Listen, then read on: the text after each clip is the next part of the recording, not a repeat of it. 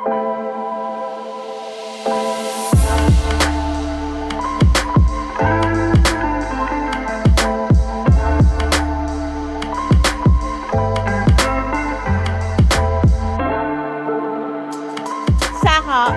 ton parcours est profondément ancré dans l'entraide et dans l'engagement social.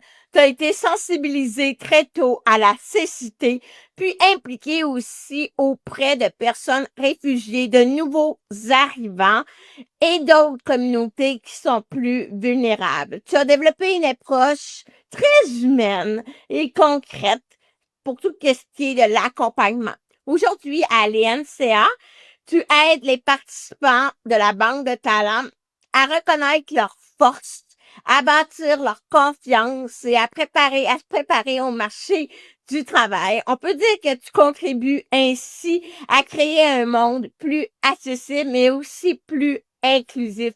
Sarah, merci d'avoir accepté mon invitation. Merci pour l'invitation. Merci Kim pour cette merveilleuse introduction aussi. J'ai connu à propos de la cécité assez jeune parce que c'était mon premier emploi en fait. C'était de narrer des livres audio pour des personnes aveugles et ayant une basse vision qui s'étaient au cégep, donc pour les manuels d'école. Donc c'était drôle que c'était ma première job. Puis après ça, j'ai travaillé dans un domaine complètement différent. Puis après ça, je suis revenue dedans parce que j'aimais ça. C'est quoi en une phrase INCA et pourquoi vous existez? Ouais, donc INSA est un organisme à but non lucratif qui existe partout au Canada depuis 1918. On a comme mission de changer ce que ça signifie d'être aveugle ou d'avoir une basse vision, tout en outillant les participants à vivre pleinement. Puis c'est quoi les services que vous offrez exactement pour outiller les personnes aveugles? INSA offre une panoplie de services justement pour les personnes aveugles ou ayant une basse vision et ils sont complètement gratuits. D'ailleurs, la personne n'a que à s'auto-identifier comme une personne ayant une limitation visuelle ou une limitation auditive et visuelle. On offre des groupes de soutien, par exemple, pour faire le deuil et s'adapter à la perte de vision. On offre des formations technologiques pour utiliser l'ordinateur et le téléphone intelligent, les tablettes, pas mal n'importe quoi ce qu'on a besoin pour notre vie quotidienne et pour le travail.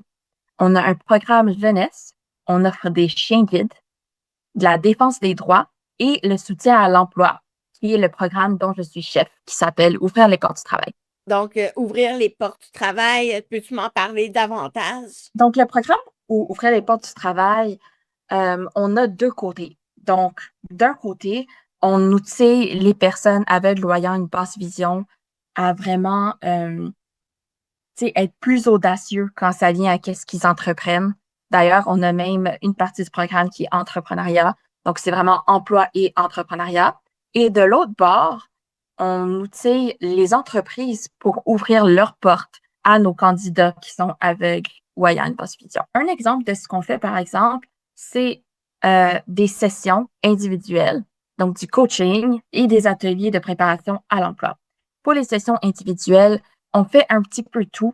Euh, Par exemple, l'adaptation à la perte de vision, les stratégies de recherche d'emploi, un plan d'action, un CV, la divulgation d'handicap et bien sûr la confiance en soi. On offre aussi notre propre formation technologique, donc pas seulement pour les technologies adaptées, donc pour vraiment la cécité, mais aussi on offre vraiment toutes les formations pour les logiciels qu'on a besoin pour travailler, donc pour réussir en emploi. Ensuite, pour les entreprises, ce qu'on offre, c'est on les aide à accueillir des employés aveugles ou ayant une basse vision. On aide à rendre leur immeuble et leurs bureaux plus accessibles et inclusifs, incluant même les offres d'emploi. Parce que si les offres d'emploi sont pas assez accessibles ou ils demandent un permis de conduire, ben c'est là que, tu sais, depuis la porte que c'est pas accessible. Donc, c'est pas mal ça qu'on fait. On offre aussi des événements de réseautage qui sont comme animés par nous autres et nos employeurs partenaires, par exemple Apple, Deloitte, KPMG, BMO, tout ça. On a un petit programme de mentorat et on s'adapte aussi avec le temps à tous les besoins de nos participants. Quand une personne est aveugle, puis veut Ouais. cheminer vers l'emploi, vers l'entrepreneuriat, tu dirais que on s'entend que toutes les personnes vont vivre les mêmes défis, mais en tant que personne aveugle aussi, ça va différencier d'une personne à une autre. Ça serait quoi principalement les défis que tu remarques le plus? Ouais, il y a énormément d'obstacles, en fait. C'est pour ça que nous autres, dans notre volet entrepreneuriat, on aide vraiment les gens à contrer ces défis, enregistrer leur entreprise, avoir un site web, une page Facebook. On les aide même à créer leur marque, leur style et vraiment créer un portfolio complet. Pour les obstacles, il faut vraiment euh, faire attention à ou que les gens vont rencontrer le plus souvent. Ben, il y a deux types d'obstacles. Il y a vraiment les obstacles personnels. Par exemple, que les personnes ont tendance à se limiter elles-mêmes.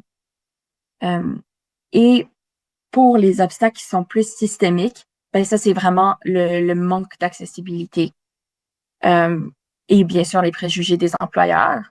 Et dans le manque d'accessibilité, ça inclut aussi le transport. Donc, le fait que le transport en commun, des fois, il n'est pas accessible ou que quand il est accessible, par exemple, dans la ville de Montréal, ben, à cause de toute la construction, les trottoirs sont barrés et tout ça, mais il n'y a pas vraiment d'indication pour les personnes qui utilisent une canne blanche, par exemple. Donc, ça, tu sais, ça peut être un transport en commun qui est accessible, mais les rues sont pas accessibles.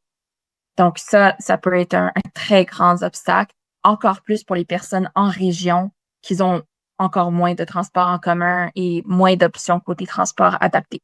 Parler de préjugés, de sites web, de tout, d'enregistrer l'entreprise, c'est déjà, on peut s'imaginer les défis que la personne peut rencontrer dans ces démarches-là lorsqu'elle est aveugle.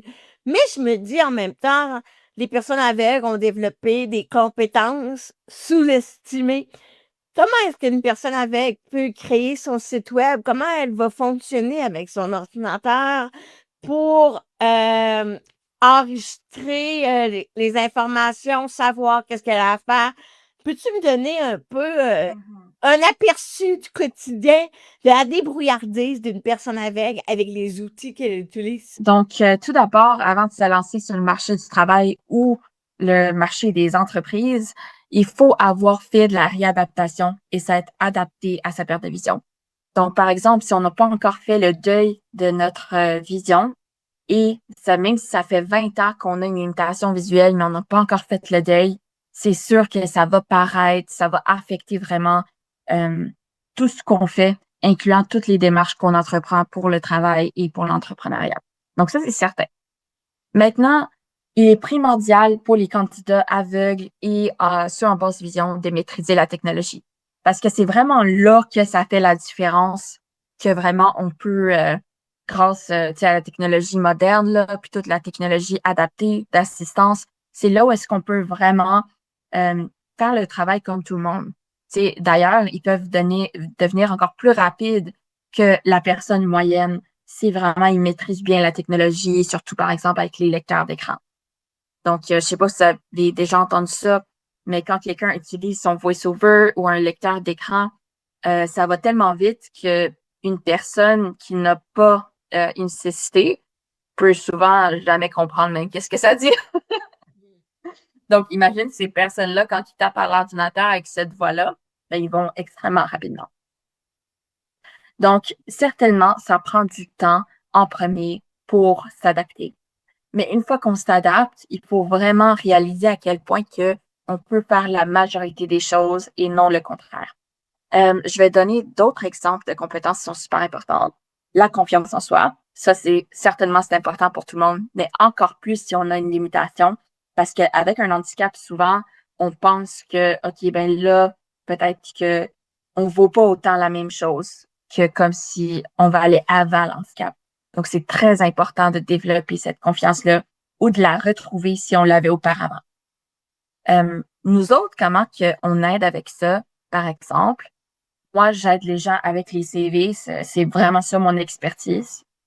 Et quand je fais le CV avec les gens et je leur demande des questions et tout ça, au début, ils vont tous me dire que j'ai pas grande expérience, j'ai pas grande compétence et tout ça. En tout cas, ça revient souvent. Mais quand que vraiment je leur pose des questions et tout ça, on voit toute l'expérience, l'expertise qui ressort. Puis quand on met ça dans le CV, puis là, ils regardent tout ça d'une shot, c'est là qu'ils réalisent à quel point qu'ils en ont de l'expérience, ils en ont des compétences et qui ont quelque chose de concret à vraiment reposer dessus pour retrouver confiance en soi. Et ça, c'est vraiment juste un exemple de quelque chose qui peut nous aider à construire cette confiance en soi, cette nouvelle identité professionnelle après la perte de vision. Donc, c'est super important, ça.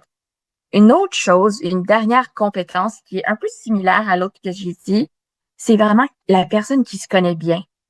Donc, nous autres, quand on a fait des recherches avec nos employeurs partenaires, donc tous nos employeurs qui sont de grandes entreprises, on leur a demandé, tu sais, c'est quoi que vous autres, vous trouvez qui est la plus importante compétence en entrevue? Et ils ont tous dit la même réponse, qui était en anglais self-awareness, donc la connaissance de soi. Ça, si la personne se connaisse très bien, ils peuvent vraiment parler de soi-même et se vendre en entrevue. Et tu sais, tout le monde pense qu'il se connaît très bien, mais même des personnes qui sont travaillées pendant 20 ans, qui ont une super grande expérience, souvent, ils ont travaillé de façon autonome, ils n'ont jamais dû vraiment expliquer, verbaliser leur expertise, puis leur expérience, qu'est-ce qu'ils ont fait, comment qu'ils ont fait, les stratégies, etc. Donc, souvent, c'est ces personnes-là qui ont le plus d'expérience qui sont pas habituées à faire ça. Donc, c'est extrêmement important d'apprendre à verbaliser ses compétences et tout ça. C'est pour ça qu'il y a des longues sessions CV, c'est plate, mais ça aide vraiment à apprendre à la verbalisation et tout ça. Puis plein de quiz en ligne et tout ça, ça aussi, ça aide pour la connaissance de soi. Je trouve que tu apportes un bon point, à quel point on n'est pas conscient quand c'est un handicap. C'est sûr qu'avec, ça peut être à la fois visible et invisible. Euh, Parce que ça peut paraître plus ou ça peut être très discret aussi. Euh, on n'est pas conscient de notre débrouillardise, surtout si la personne avec a été toujours avec des personnes normales, entourée d'amis normaux, elle va avoir des comportements normaux, elle va développer une débrouillardise, mais verbaliser, d'être conscient de cette débrouillardise-là, c'est pas tout le monde qui fait. Tu as parlé beaucoup de personnes qui sont devenues avec. Est-ce que la Ouais, MCA accompagne aussi des personnes qui sont aveugles depuis la naissance? 100%. La raison pourquoi je mentionne plus, surtout après la perte de vision, c'est parce que la grande majorité des personnes aveugles, comme légalement aveugles ou ayant une basse vision, c'est des personnes qui ont soit devenues aveugles, soit c'est des personnes que depuis la naissance, ils ont une vision partielle qui est dégénérative. Donc, c'est très commun que les gens doivent faire le deuil. Par contre, certainement, il y a une minorité qui sont nés aveugles. Euh, Généralement, ils ont plus de facilité, en fait, parce qu'ils doivent pas faire le deuil et parce que ils ont pas eu besoin de faire l'adaptation, en fait, parce que, ils sont nés comme ça. Donc, généralement, ils ont plus de facilité, mais ça dépend aussi la famille, l'environnement dans lequel ils ont grandi, qu'est-ce qu'on leur a dit exactement, quel genre de préjugés qu'ils ont grandi à travers et à quel point ils ont de la résilience pour faire face et contrer vraiment ce genre de préjugés. Tu as mentionné un mot important, l'environnement. L'environnement, j'ai réalisé moi-même à quel point mon environnement est important. Si ça, je suis capable de faire tout ce que je fais aujourd'hui, c'est grâce à l'environnement que je me suis créé. Donc, ça peut être Mhm. possible pour les personnes aveugles aussi de se dire, ben, il y a encore des préjugés sur le marché du travail. Je vais créer mon propre environnement, donc créer mes propres opportunités. Et ça fait en sorte que les personnes aveugles développent des forces, des stratégies qu'elles utilisent au quotidien, qui sont des forces que les employeurs et même les clients, si une entreprise veut travailler avec cette personne-là, qui sont sous-estimés. Alors, ça serait quoi, selon toi, Sarah, des stratégies au quotidien que les personnes avec utilisent qui sont des forces en affaires? C'est vrai qu'il y a beaucoup de gens qui se tournent vers l'entrepreneuriat à cause justement du manque d'accessibilité, d'opportunités, tout ça. Donc, surtout en région, on voit que les gens ont tendance à aller plus en affaires. Un sixième, en fait, des personnes avec une limitation visuelle se tournent vers l'entrepreneuriat qui est 2 fois, non plus que ça, 3 fois la moyenne normale. Donc, on voit à quel point que c'est important de devenir plus accessible. Pour les compétences qui sont les plus importantes pour les entrepreneurs, de ce que nous autres, on a vu parmi notre banque de talents, c'est vraiment, il y a 3 choses. La première compétence, ça serait le mélange entre la résilience et la persévérance. Donc, vraiment ne pas lâcher. Les gens qu'on voit là qui sont le plus de réussite, c'est vraiment les gens qui ne voient pas un échec comme là où est-ce qu'ils s'arrêtent. Ils voient vraiment juste un échec par comme un essai qui n'a pas fonctionné, puis ils continuent, ils essayent encore. Et des fois même, ceux qui voient les refus comme un tremplin. Donc, pour quelque chose, tu sais, parce que si on imagine, là, si on pense big picture, puis on prend un petit peu de recul, puis on voit, OK, tu sais, dans la vie, on aura la réussite. OK, mais avant la réussite, il y a souvent plein d'échecs, plein de refus. Donc, si on le voit de même, on voit que, OK, ben les refus, en fait, ils peuvent être des tremplins vers la réussite. Donc, si on y pense, on est juste un peu plus proche de la réussite, même avec l'échec. Donc, les personnes qu'on voit là, qui sont le plus persévérantes, ils pensent comme ça. La deuxième force, ça serait l'adaptabilité et la résolution de problèmes. Ça, on le voit que la grande majorité des personnes avec un handicap ont déjà cette force-là. Donc, ça, c'est super. Mais ça devient encore plus important en tant qu'entrepreneur parce que là, on n'a pas le cadre de vraiment une entreprise qu'ils ont, je sais pas, des formations spécifiques puis qui vont aussi donner, disons, des solutions et tout ça. Il faut vraiment qu'on le fasse de manière autonome. Donc, c'est encore plus important.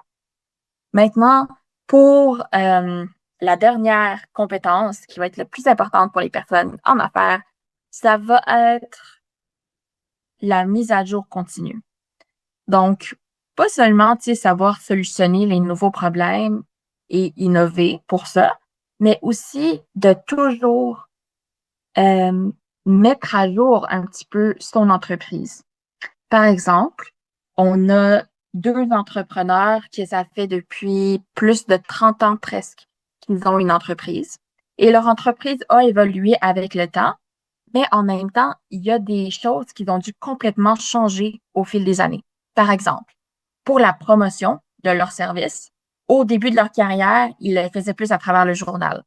Puis après ça, ben, on commençait à moins lire le journal. Donc après ça, c'était plus en personne avec des posters puis tout ce genre d'affaires. Puis là, maintenant, on regarde quasiment plus les posters. Maintenant, c'est les médias sociaux. Donc là, eux autres, ils doivent apprendre les médias sociaux, apprendre, tu sais, ils ont plus que 70 ans, mais ils doivent apprendre tout ça, les médias sociaux, comment se promouvoir, comment se vendre là-dessus, comment faire un TikTok, par exemple.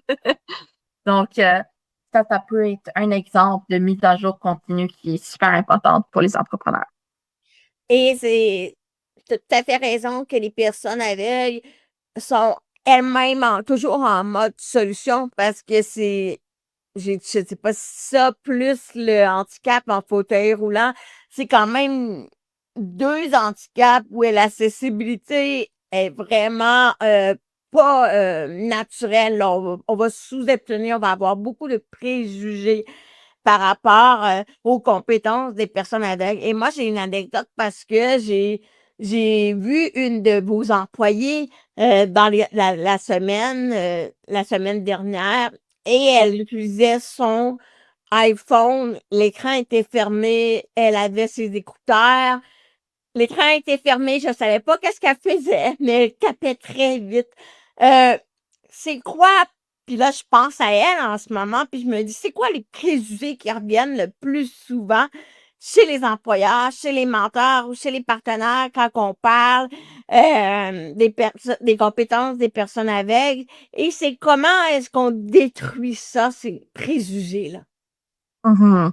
Donc, justement, avec ce que tu as dit, je vais prendre cet exemple-là. Donc, Salma, elle fonctionne avec l'écran qui est noir, c'est l'écran qui est fermé. Maintenant, si, disons, son écran est ouvert, elle a une cécité complète. Donc, elle voit pas l'écran. Ce qui veut dire que l'écran, peu importe, il est quand même pas là pour elle. Donc, souvent, les employeurs et les personnes en général vont se dire, il peut pas s'imaginer comment elle peut fonctionner avec l'écran sans le voir. Et c'est ça, souvent, un des grands préjugés, c'est que les employeurs peuvent pas s'imaginer comment une personne qui a une cécité peut travailler. Donc, premièrement, ils vont souvent penser que être aveugle, être légalement aveugle, veut dire que la personne ne voit absolument rien ou qu'elle voit noir. Mais ça, c'est en fait une petite minorité euh, des personnes qui sont légalement aveugles. La plupart ont un grand résidu visuel euh, ou qui peuvent voir, mais juste complètement flou, ou en fait une panoplie de différentes sortes de visions, mais la plupart ont un résidu visuel. Euh, donc, la plupart des préjugés, honnêtement, ils viennent de l'ignorance. Et ça, on comprend parce que, tu sais, quand on parle d'handicap, on a souvent, tu sais, en tête la chaise roulante ou, je sais pas, d'autres types d'handicap. Mais l'handicap visuel est un des handicaps les plus rares en comparaison, qui est un des moins populaires. Donc, on ne sait pas beaucoup à propos. Tu sais, moi, avant que je sois dans le domaine et tout ça, je savais même pas à quoi ça servait une canne blanche. Je savais pas que ça s'appelait une canne blanche. Tout ce que je savais, c'est une sorte de canne et c'est tout. Donc, c'est très important aussi d'avoir un petit peu de compréhension envers l'ignorance pour qu'on puisse ensuite venir avec de l'aide, de la formation, des explications.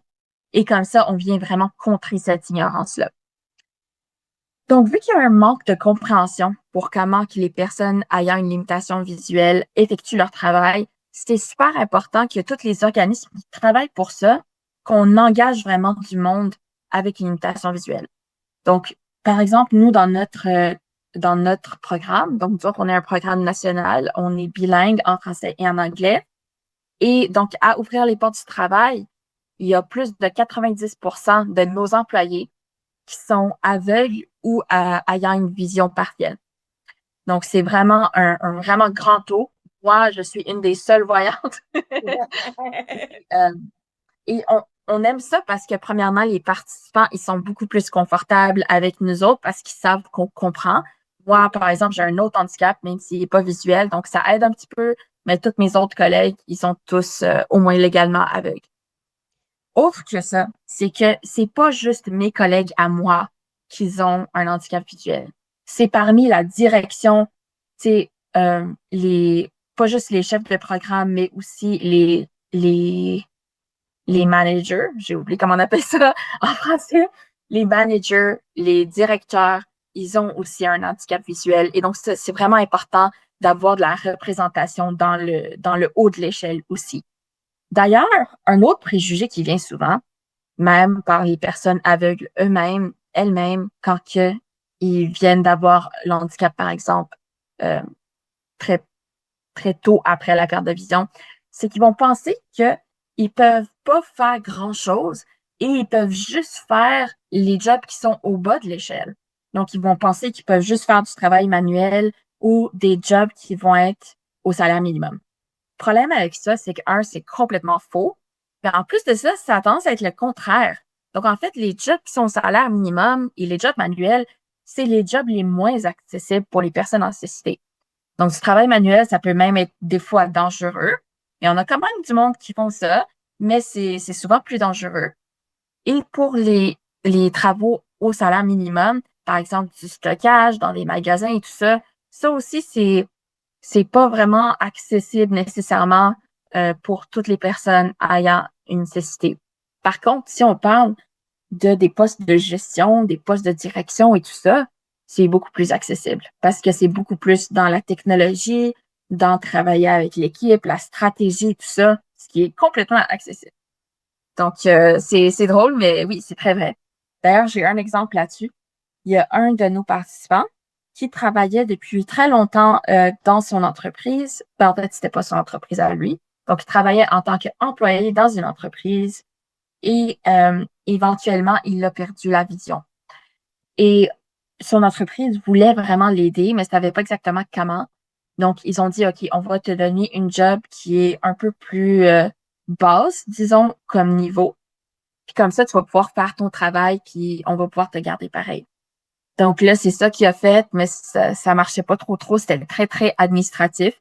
Ce qui est parfait pour une personne qui a complètement fait sa réadaptation, mais lui était vraiment en début, donc c'était pas le bon temps pour ça. Donc, il faisait ça, mais dans le fond, nous autres, on a eu des sessions avec lui. On a pu vraiment former le participant lui-même, mais aussi le département d'accessibilité de son entreprise pour vraiment leur parler puis expliquer c'est quoi réellement, qu'est-ce qui serait plus accessible pour une personne qui vient de perdre la vision récemment. Et il a pu avoir une promotion à la place et avoir un poste dans la gestion de marketing et euh, de vente. Et comme ça, maintenant, il peut faire sa job encore plus facilement. Il a un plus grand salaire et l'entreprise a réussi à garder un employé qui était très valorisé. Sarah, on arrive déjà à la dernière question de l'entrevue. Ça serait quoi les messages que tu aimerais lancer justement aux personnes aveugles elles-mêmes d'abord et au monde des affaires afin qu'elles soient prises plus au sérieux dans leur démarche lorsqu'elles affichent surtout, prennent la peine de mentionner leurs besoins puis leurs réalités? Donc, quand ça vient à la divulgation de l'handicap, c'est sûr que nous, on, on dit toujours à nos participants quels droits ils ont. Par exemple, ils ont le droit de ne pas divulguer l'handicap, certainement. Par contre, s'ils font ça, les entreprises ne sont pas légalement obligées de les accommoder. Donc, c'est sûr qu'il y a cette nuance-là. Et en plus, quand on cache quelque chose de soi-même au travail, ça a tendance à vraiment ruiner notre confiance en soi. Euh, Très souvent, les gens vont penser que, OK, s'ils cachent leur limitation visuelle et réussissent à trouver un emploi, ben là, leur confiance en soi va augmenter. Mais en fait, la confiance en soi fait juste redescendre. C'est encore mieux de prendre plus de temps, de trouver un employeur qui est prêt à nous donner une chance de vraiment montrer toutes nos capacités. Et quand on réussit à faire ça, c'est là que la confiance en soi, elle monte, puis elle reste élevée. Donc, c'est vraiment important. Nous, on recommande de divulguer son handicap, mais par contre, on va pas parler de notre diagnostic à l'employeur. C'est pas de ses affaires.